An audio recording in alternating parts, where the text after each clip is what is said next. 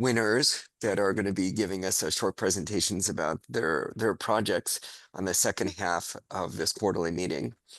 So we spend the bulk of the time for that, but want to thank all those new members. Some just quick updates from the Education Alliance. Hey, Effie, do you want to walk through the first and the third agenda items? Yes, sure. Okay, so I'll walk through the 2025 symposia and then the FLN. I'll start with the FLN landscape. So just like we did last year, we'd like to do a foundational literacy and numeracy landscape review this year. I'll be sending out an email in the coming weeks, basically requesting for your contributions to that. Typically, we ask for not too much, 3 bullet points on some of your highlights from this year, and then 3 bullet points of some things, some projects you're excited to work on next year, and then a couple of pictures to go with, and of course, a headshot and brief information about the representatives from your organization in the Math Power community of practice. As much as you can, I think I'd encourage everyone to just submit that as early as you can, and that should get us going. 2025 symposia. So for the very first time next year, we will be organizing three events. The usual global symposium that's happening in Washington, D.C. We will be communicating in the coming weeks the theme for that, but we are also excited to be hosting 2 regional events. The very first one is happening in Nairobi, Kenya, from July 22nd to July 25th. The theme of that is Fantastic Adventures Africa. We are hoping to carry the adventures we had in the Washington, D.C. event to Nairobi, Kenya, and we're looking at an audience from all over Africa. So we'd be delighted to have you attend that as well, or attend that if not any others. The other regional event we are hosting is we're doing a STEMtastic Adventures with Young Pacific leaders. This is partly funded by the State Department, and we'll be collaborating with the Young Pacific Leaders Initiative. That will be taking place in September in Fiji. We're yet to lock down a location, but once we have more information, we'd be excited to share those. If either of those 2 events sound interesting to you or you're interested in participating, feel free to reach out to either Tony or myself. But we will also be sharing lots more information in the coming weeks. Tony? Okay, and then our 15th annual symposium will be in October, 7th through 9th. So again, be on the lookout. If you don't already subscribe to the e-news, Effie, maybe you want to drop that in, that our e-news is where we typically announce all of our upcoming events, and hope and very much always have math, as every one of our symposia have always had a math track. So there'll be no exception for those upcoming events. Let's see. We told about the publication. We have this project that we've been running with support from Cisco about using interactive voice response in Rwanda to reach primary age learners with math games that are just on mobile phones, on basic mobile phones. I just have dropped in the agenda the link to the impact report for how many households we've reached through that. If anybody has any additional questions about using interactive voice response for math, just let us know. I'm not going to spend a lot of time talking about it in terms of this particular meeting, but would welcome any questions that you have. I also do want to acknowledge, I saw, Koshi. I'm really excited that we have our 2022 a representative from our 2022 Math Power project, and also Ben Jeffers that they had also submitted in 2022. So thank you for joining us for today's Math Power meeting as well. All right, well, that was basically the intro, and we want to spend the bulk of the time with the presentations from our Math Power Prize winners and presentations. For those who aren't familiar with, we started this 2 years ago because basically there was no one that was doing a prize to celebrate nonprofit organizations that were bringing the joy of math to their communities, and so somebody should do it. Our hope will be that this will be an annual prize to acknowledge the great work of many of the institutions that are part of this Math Power community of practice, if not all the institutions that are part of the Math Power community of practice. So we were really excited that we were able to get some additional support from PLT Health to contribute to some of the funds that we had for the winners, but really excited that they could join us today. So let's see, we're going to start with, I guess it's going to be Claudia um, with Grade, right? And then we're going to go Mathkind, Care for Education and Teach for Poland. Um, we basically have until 11. Maybe we could keep like 2 minutes preserved at the end just for general Q&A. But also would suggest that you keep your presentation somewhat brief, so we do have time for questions for each of the presentations as well. So Claudia, Claudia, I have you listed as the adjunct researcher for Grade. Is that the correct title? Yes, I am an adjunct researcher, but I am also the general coordinator of Conecta Ideas, and Santiago Cueto is our director. Just put that in. That's perfect. And then your colleagues joining us as well. That's terrific. Okay, Claudia, should we just give you, you could just, you have a slide deck that you want to just pull up the Yes. screen and just walk through the presentation on your own? Mm-hmm. So you can just share? Okay, thank you. Yeah. Let me see. Oops. Oh, Claudia, I could see you already are going to do a great job because you have 5 slides. So that's great. Perfect. All right. So then we'll have time for Q&A after the presentation as well. Over to you. Okay, thank you. Well, good morning, everyone. I am Claudia. I am the general coordinator of Conecta Ideas-Peru. First, I would like to thank Medication Alliance for selecting Conecta Ideas as one of the winners of Math Power Prize. And I would also congratulate Mathkind, Care for Education, and Teach for Poland for their great work. So Conecta Ideas Peru is a digital education program. Is implemented by el Grupo de Análisis para el Desarrollo, but it has the technical support of the IDB, Automate, and the University of Chile. We have also collaborators as the Ministry of Education in Peru and several foundations and private sector organizations in Peru. So what is Conecta Ideas about? This program has been implemented since 2020 at national scale, and it gives free access to digital resources to primary level teachers and students in order to promote math learning. We acknowledge that there are lots of several platforms, educational platforms, but what we think are our strengths are first that we know the reality and the context of Peruvian students and teachers. So we have designed an app that can be accessible from any device, because even in urban areas in Peru, it is difficult to access devices or internet. So it was important to develop an app that could be accessible from any device, even very basic mobile phones, and that it worked without any permanent internet connection. Regarding all the educational resources that we develop, they are all aligned to the national curriculum. This means our curriculum is a competence-based curriculum.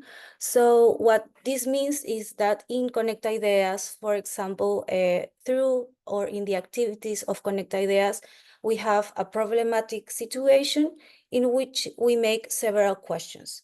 So questions start addressing basic notions and then build up in complexity in order to help students acquire math notions and resolve math complex situations. So what you are not going to find in Conecta Ideas are operations or calculations that come alone, right?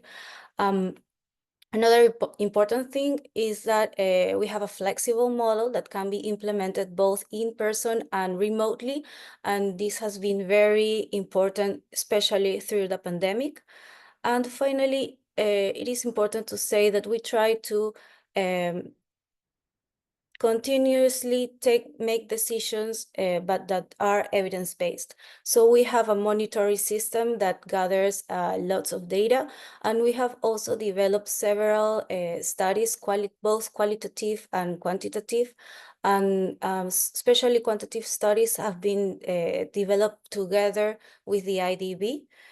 We have developed several randomized control trials in order to identify those strategies that are most efficient in order to promote the use of the app. So in order to meet our goal of improving math learning within public schools in Peru, we have designed several resources that are provided for all school actors. I have talked about the app, right? That is for students. Within the app, students can access weekly math activities. And each app comes together with a pedagogical video. These videos have been developed by Conecta Ideas. They are short, they are about 3 or 4 minutes, and they sometimes show the use of concrete material, and they usually represent several contexts of Peru and the variety of our culture. Once students have accessed the app and they have finished the activity, then teachers can go into the Portal Docente, which is a sort of internet, where they can generate an automatic report. So these reports show some indicators regarding the use of the app, for example, how many students use the app this week or the past week, and so on. But we also show indicators regarding learning outcomes, for example, at class level and at individual level. Through the Portal Docente, teachers can also modify the activity that students are going to receive through the app, and they can do this by reviewing a catalog with over 300 activities. We have also some didactic guidelines for teachers, and we recognize that school principals also need to make decisions that are evidence-based. So for school principals, we have also developed an automatic report with indicators regarding use of the app and student outcomes. We have several tools, right? But it is important to mention that our experience have shown us that teachers usually feel overwhelmed and anxious when talking about technology. So the program has also designed several virtual workshops in which we combine some theory and some practice, so teachers can develop their confidence on the use or inclusion of technology in their classrooms. Some results during 2024, we have more than 8,000 teachers registered in Peru, more than 140 students registered, and 11,000 coming from rural areas. And we have approximately 50,000 students using the app weekly. However, I would like to, well, you can see here, right, the gap within the rural areas. So all these results motivate us to continue working on improving math learning outcomes, and especially with a focus on equity and gender approach. So that's why this year and the next year we are doing some pilot studies on coaching for schools from rural areas, and also trying to develop a strategy to focus on those students lagging behind. Thank you. I tried to keep it short. Okay, Claudia, that was great. And Rodrigo, thanks for joining us as well. Let's take one or two short questions. We just want to make sure we have time for the other three presenters, and then could have general Q&A. But I always like to acknowledge a great presentation by having some immediate questions. So does anybody have questions for Claudia?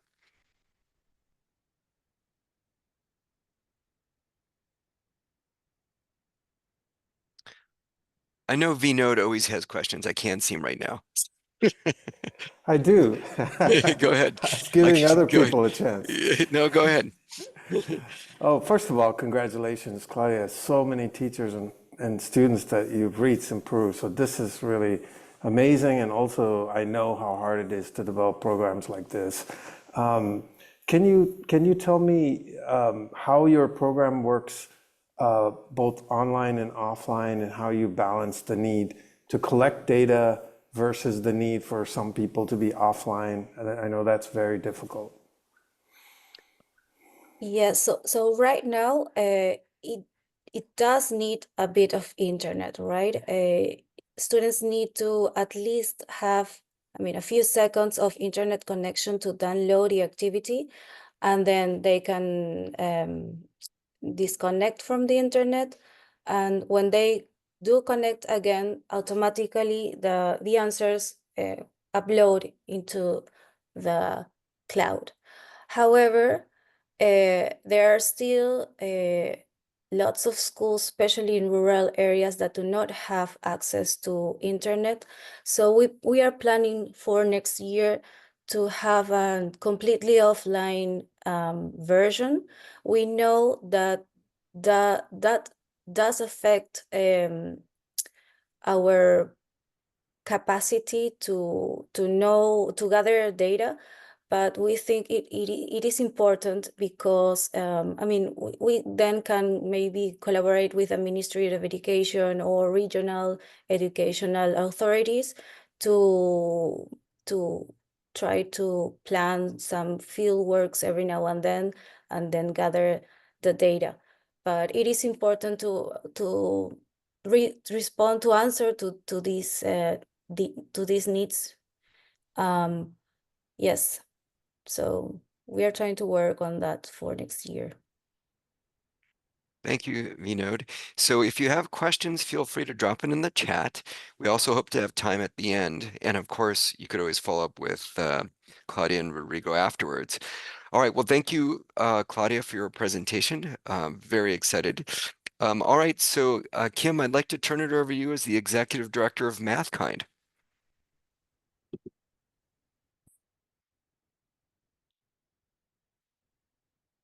Okay, I realized I was muted as well.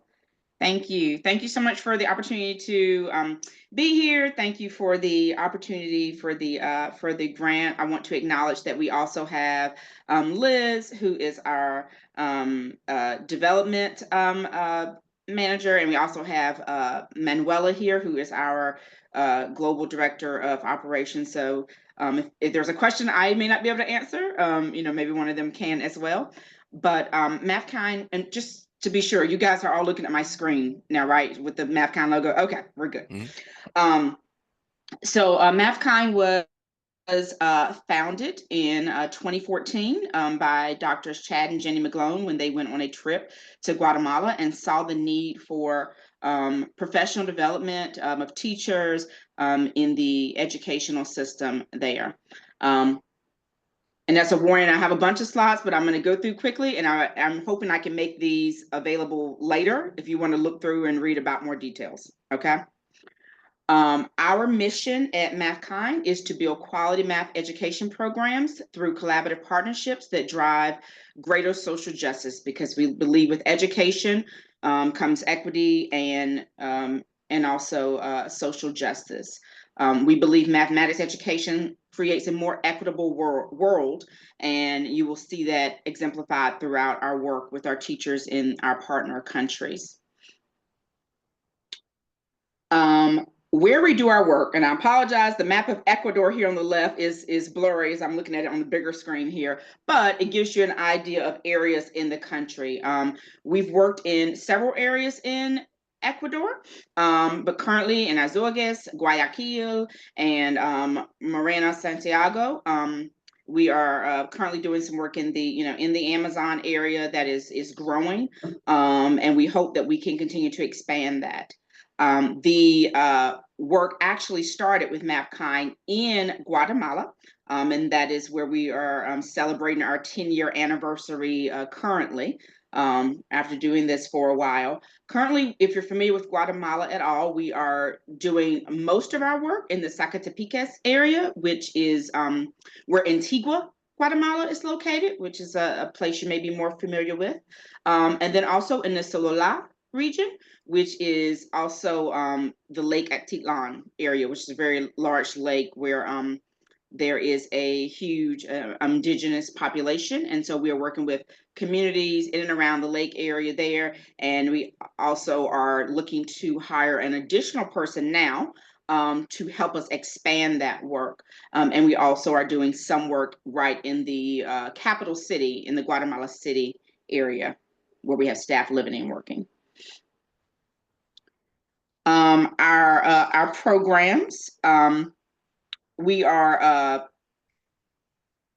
I should say that we work alongside teachers in these areas. We are not the Americans that are coming in and know all the things and you know, we have all the things figured out, because we don't have all those things figured out here in our own country. So it is a true partnership between our staff that live and work in the countries we serve. All of our staff in Ecuador were born and raised and educated in Ecuador. The same is true of Guatemala. And we're very proud of that fact, because it shows our dedication to local leadership and local partnership. We have three fundamental components that we infuse into each of our programs. And I mentioned I'll go through quickly so you can read more about these later, but instructional support, you know, just really honoring the teacher's ability to direct their own learning, using our principles of effective teaching and applying those to their local context. And then we support with ongoing feedback to help them just grow and enhance student learning in their classrooms. Quality resources, introducing teachers to top resources that can be adapted to their local context. You see one of our, you know, volunteers here working with some local teachers, really meant to motivate and engage students and make math more realistic and accessible to students in their local community. Our Global Math Stories is a great example of this, and I'll show you that in a second here. And then finally, collaborative spaces. Teachers in other countries, we found in South and Central America, often do not have the opportunity to collaborate. So we want to expand their educational networks and communities so that they can learn alongside math leaders and other teachers and just really build their mathematics community. All of our programs are grounded in our learn, apply, lead model or philosophy. Learn meaning exploring effective strategies for teaching alongside, you know, our staff and math leaders, then applying those evidence-based practices into their classrooms. And then leading to grow their professional networks and help others so that we have an exponential impact. And it's not just about the teacher by teacher work that we're doing. They're able to reach teachers in other areas that we haven't even expanded to yet. So that's the whole premise behind how we go about doing our work. Some of our current initiatives. We have our Math Mobile program. There is no car involved. People always think this is like some kind of math bus that goes around. It is not. It is actually mobile in the sense of bringing mathematics to you. And so we work with teachers in their classrooms, helping them make their lessons more student-centered and more engaging. We have our conferences. I just got back from Guatemala a couple of days ago at our 10th annual November conference. And you see teachers there learning and leading the workshops now because they've been working with us for a while, sharing their best practices together and just really being excited about the field of mathematics education and how to you know, decenter their classrooms and just make learning a lot more engaging. Our institutes, these are our on-site sessions, and they're really customized to a certain school based on their unique needs. A great example of this is the work we're doing in Ecuador in the Amazon, where it's difficult to get to. And so when we go, we don't want to just go for a day. We go and we stay a week, and we really try to leave tools and provide resources that is going to be a lasting impact for the teachers that we are working with. I know when our staff first went, first of all, they had to explain what professional development was, because a lot of the teachers there had never had any sort of professional development and any work beyond when they graduated as a teacher or got their teacher certification. So it was really exciting for them and exciting for us to see that tremendous growth. We started our Girl STEM Club program. This is an after-school program where teachers work alongside their students and learn, and the students are introduced to careers in STEM, because we know that women in STEM is a underrepresented demographic. And so Girl STEM Club has done a tremendous job of engaging young girls and building confidence in math, because we know that girls are looked at as not being as proficient in math as boys, and we all know that is not true. And so we are trying to dispel some of those myths through our Girls STEM Club program, and that is going really well, and we've been able to expand that program. And then our U.S. teacher partnerships. This is us taking groups of teachers from all over the country in conjunction with, for example, the Wisconsin Math Council sent a group of teachers. We partner with universities to send groups of teachers to go work, learn alongside of teachers in the lake area that I mentioned in Guatemala, for example. I'll show you this briefly and I won't go into it. Hopefully this takes you. Yeah. Hey, Just Kim, take I it was with- just going to say, Kim, we need you to wrap up so we have time for the other two presentations. Could you? Oh, did I already hit my time? I had my timer set. I'm sorry. Yeah, no worries at all. All right. So could 30 seconds just to finish Global That's Math fine. Stories, and then Yep. perfect. I was just gonna say, at the our Global Math Stories, if you go to our website, you can see all the stories from all the different areas. This is a free resource for teachers and something that we are providing for them. So take a look at that. Everything else in this slide is just pictures and things. And so I was gonna say, you can go back and look at some of these if you want to later, okay? Kim, that's great. And as Effie and I are chatting back and forth, one of multiple opportunities that we could have these presentations featured. We'll share some ideas at the end, but this is excellent. We'll share the slide deck with the folks attending this meeting, but also with others. Just like a minute question and answer, just to acknowledge the great presentation from Kim. Does anybody have anything immediately they want to ask?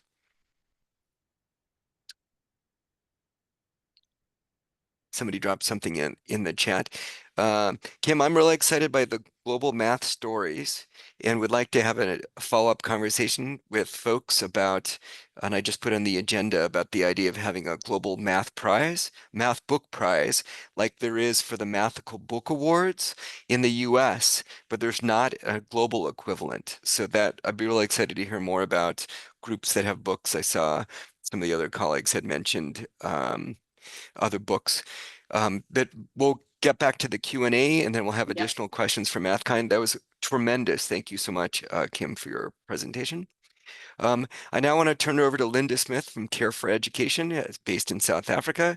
Over to you, Linda. And again, just bearing in mind that there's one more presenter after you as well. So just go ahead, Linda.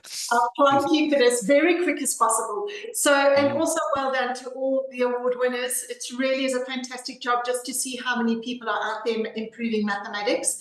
So I want to quickly tell you about our project. It revolves around a tool called 6 Bricks.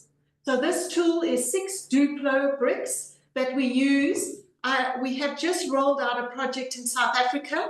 We have reached 2,500 children, and 2.5 million children, I should say, and they have a set of these bricks on their desks in their classrooms. And we've trained just under 50,000 teachers on an approach on how to make learning really concrete, fun, playful, and focuses not only on mathematics, but is a very big part of it, but also on languages and other content subjects. So what I want to quickly show you is a tool that we are using for the mathematics component, which is what we call a beeline mat. And then what we do is we get the children to put their 6 bricks onto this beeline mat like I've done here. And we do, I don't know if everybody is aware, but a child's spatial awareness and spatial ability at age 4 is the best predictor of their math ability at age 8. So we want to really look and work at how do we incorporate spatial awareness in order to teach mathematics, but also with a big focus on number concept as well. So when we play with the mat over here, we're asking children to move their bricks up or to move their bricks down. We're asking them to move them forward or backwards. If I took my mat, which is A3, so very big, children have to cross midline when they're working on the mat. If I had to turn it up like this, or let's rather do it this way, suddenly it becomes more 3D and we're getting children to move backwards and forwards on the mat as well. So what we do here with children is we get them to start working on their spatial awareness, their spatial skills. Also, in doing this, we help them looking at mathematical language. So like up, down, backwards, forwards is part of the mathematical language, but we also look and ask children to move things like move this dark blue brick in front of the green brick, and I move it in front. Take the red brick and move it behind the yellow brick. I move it behind the yellow brick. So we're getting children to engage with the language of mathematics as well. Then, if I wanted to, I could also allocate numbers to the lines. So I could say this line represents number 1, this is number 2, the red line is number 3, number 4, number 5. Now we ask the children to move their brick to number 1. So I'll move it to number 1. Move the yellow brick to number 4. I move this to number 4. But in order to work with this mathematics and get a lot of mental maths going in and a greater understanding of number concept, I could say move the green brick to the red brick minus the yellow brick. So now I have to say that, or the yellow brick minus the red. So I say 4 minus 1 is 3. So I've got to put my red brick, my green brick onto the line that represents number 3. So we engage a lot with this mathematical concept using spatial awareness, using mathematical language, but also delving into the mental mathematics with something that is concrete and real for these children. So that is the program that we've been using and have been implementing in the provinces in South Africa.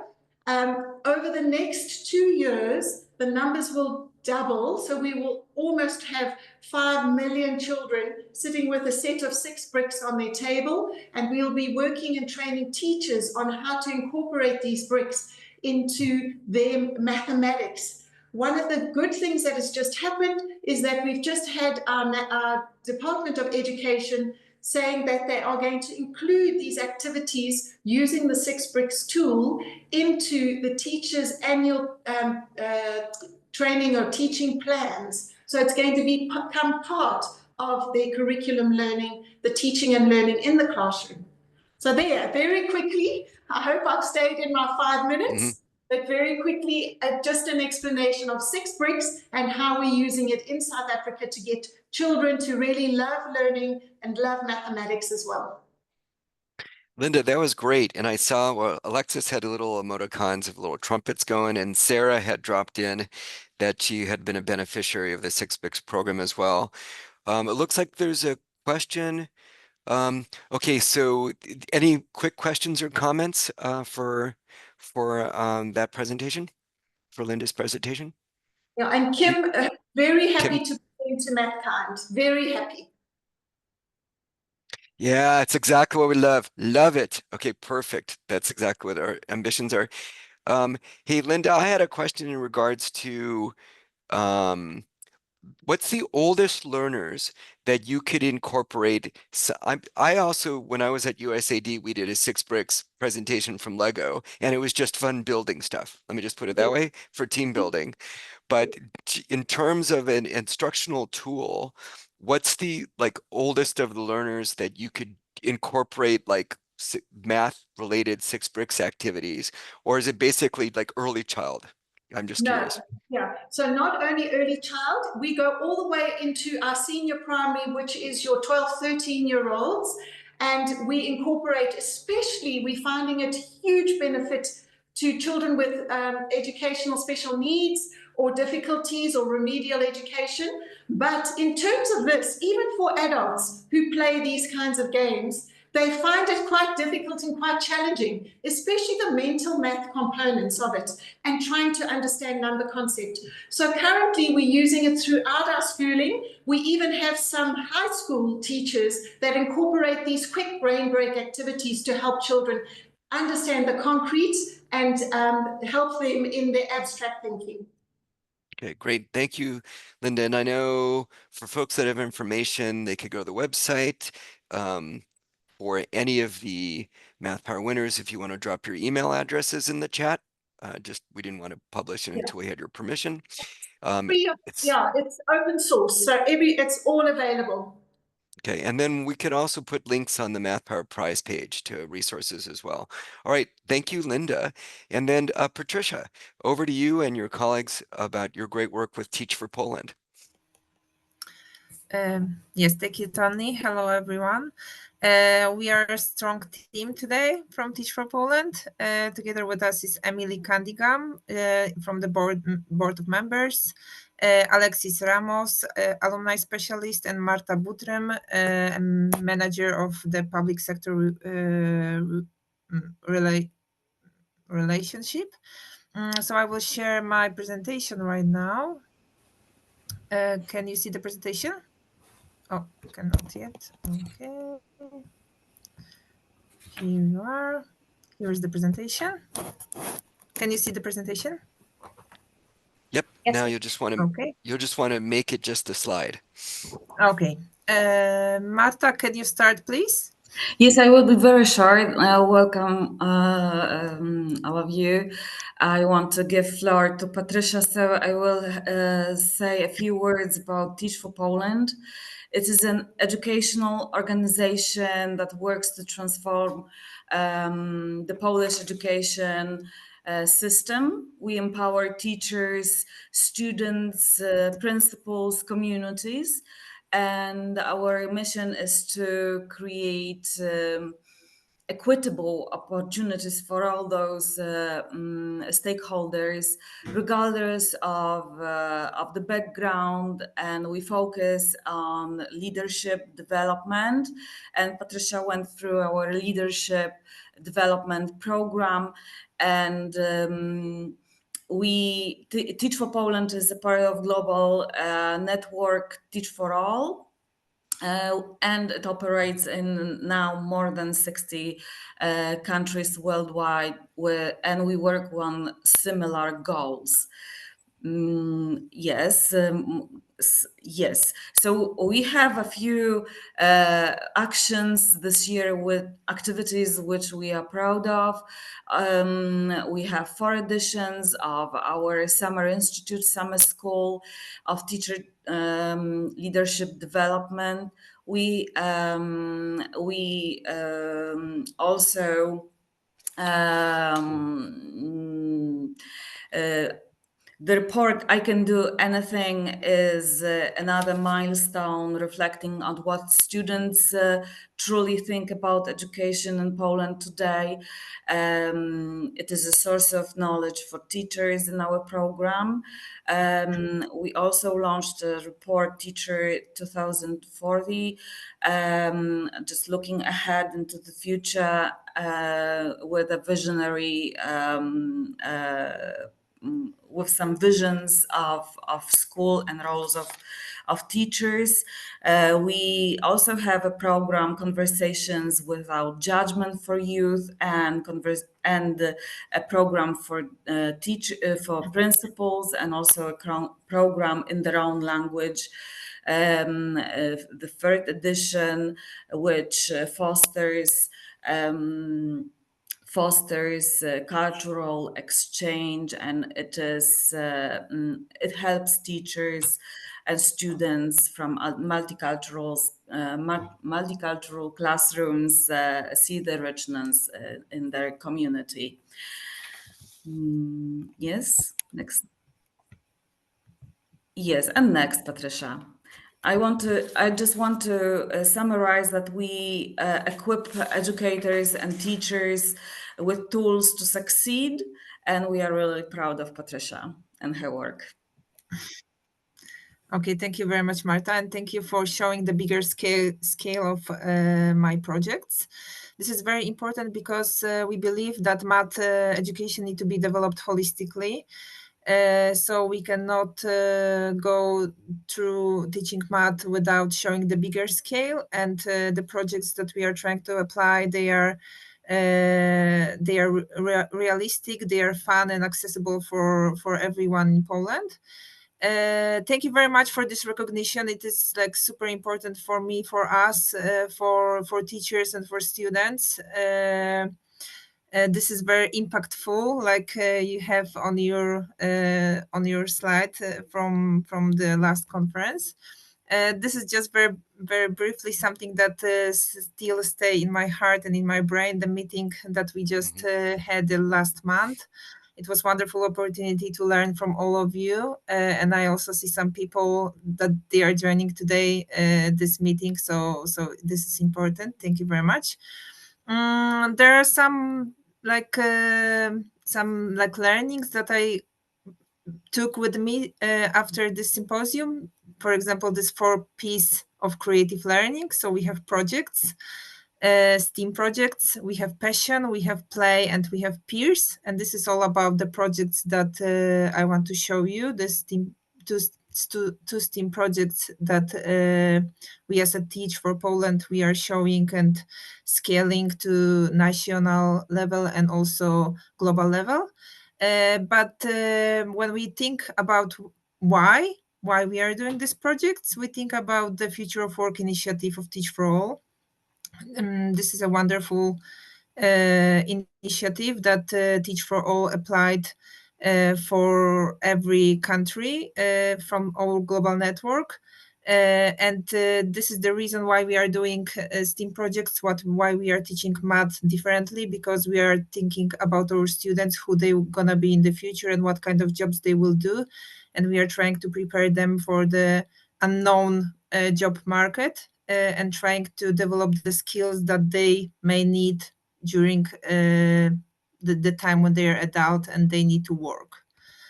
And our projects are also related to the local level. We are thinking about many members of like many actors of schools or many groups that are engaged in education. So we are doing these projects together with, of course, students, teachers, the city hall, but also parents, grandparents, and the local communities. And the 2 projects that I want to show, the first one is mathematical map of Marki City. The problem that we were trying to solve, it was about the math tasks in the math book. They were like totally not accessible, or not like students, they were totally not interested about the tasks. So we decided to do our own tasks related to our city, the places that we have, the problems that we are having. It was math together with ecology issues or sustainability issues. So we were counting the bicycles that students used to come to schools and many other problems. And based on this data, we were making math tasks. So we made a website. If you put www, like in Polish, matematyczna mapa marek means mathematical map of Marki, you can find the tasks that we created together with students. It was the first phase of this project. The second one, it was made by with the kindergarten. And we made the same like tasks, math tasks for kindergarten students. We made a map for robots. Met, as you can see on the picture. We also made a city game that parents together with students, they can use a bicycle traveling around the city and do math tasks. And the second projects that I want to show, there are some is the gingerbread school projects, is the projects that like we are making right now. We have more than 20 schools that already applied to do the 2024 edition. We are baking the school made by gingerbread dough. We are preparing the prototype, measuring the school, calculating the scale, and also calculating the cost of this kind of building. We are inviting parents, grandparents, local communities to do this together. And this is just excursion to talk about the school, not only during the parents meeting, but also by doing projects together with students, together with parents, and together with the local community. And you can also read more about this on Lab Exchange platform. Here we have link. And the last slide, like there's a common denominator of STEAM projects. Of course, I'm a math teacher.